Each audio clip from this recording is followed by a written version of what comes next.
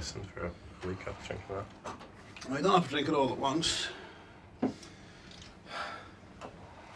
Right, so I guess we'll start this like we haven't talked about anything, so we'll go to the stone room and have a chat about the setup. Yep. Okay, come on. And we'll probably do a distro preamp chain. Mm-hmm. So maybe we can get just some little table or something here to put the distro on that can run to the multiple amps. Yeah, I can do that, yeah. And then we'll run a tie line from the control room. But I guess we should get the kit in. Sound? Alright. The drums in first. The fist light, yeah? Yeah.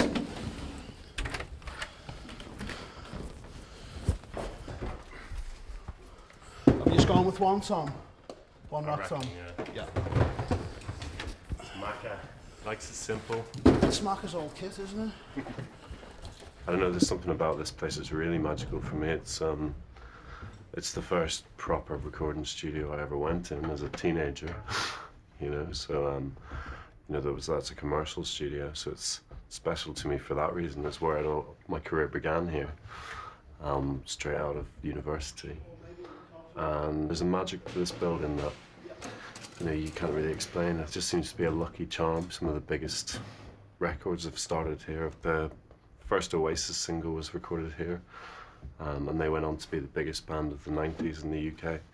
And then the first Arctic Monkeys single was recorded here the next decade, and they went on to be the biggest band of the current, you know, the decade just gone. It just seems that there's something about this place. It's got a lucky charm to it, and I think when you come in, as soon as you walk in, it's got a wow factor, you know.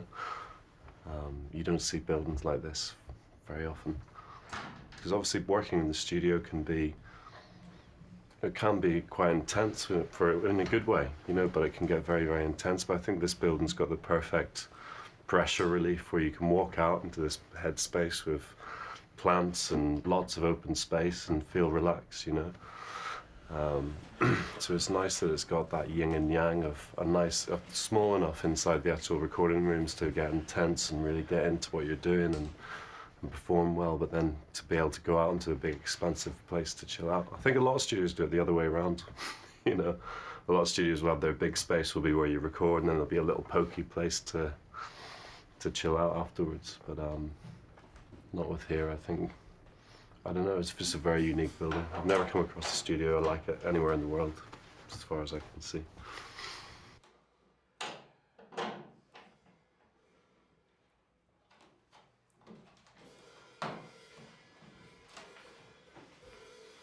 I'm a big fan of equipment that's got real colour to it, and it really changes the sound. I don't really like things that are too transparent and too clean and clear. It's not really what I'm interested in.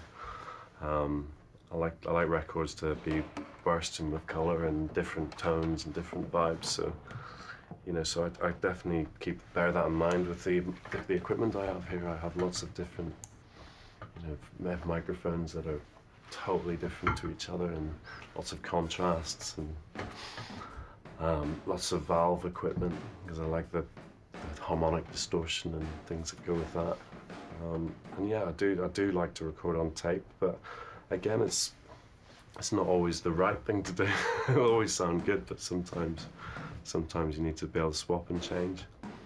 I mean, that's part of the reason why I've brought in this clasp system, because that allows me to flip between digital to tape to different kinds of tape machine, from 8-track to 24-track, 1-inch to 2-inch, to different tape speeds. It allows me to mix and match lots and lots of different tones. And it's just like having a wider palette to use. Okay, I'm going to grab some microphones if you start putting some stands up. Yeah, no worries. We'll start up with putting a pair of coals on some tall stands. I think music's quite visual to me. I feel like I can see it almost, you know. That might sound strange, but I think you do. I think you know, different instruments, different textures, they have color. I think even when I'm mixing, I feel like I can see it like ghosts, and you start to visualize it, but it's like visualizing it in an audio way. So yeah, you start to hear parts and melodies in it. I think everyone does to some still point, though. You know, you can hear Sometimes you can just hear ghosts in music, like you think you can hear strings in a track, but they're not actually there. It's a strange phenomenon, but I guess if you work as a producer, you really start to like amplify that part of your mind, the creative part of your mind. I guess it's like if if someone loses a sense, like if someone's blind, then their hearing develops a lot better, and they have this incredible hearing.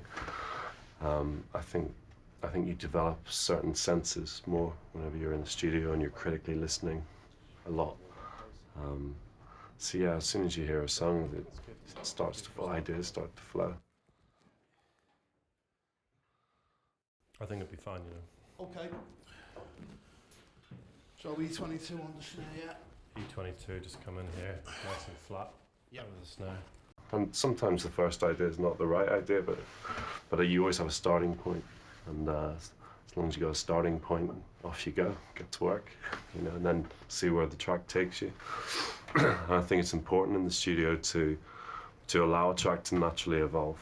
I think if you're too strict that this is a direction it's going in and it's staying on this direction, you're not really allowing evolution of creativity and other things to happen. And you've got to be strong enough to throw stuff in the bin as well. You might have spent 2 days working on something, but it's not right. It might even sound good, but it's not right. So you just have to be strong enough to be able to throw it away and start again.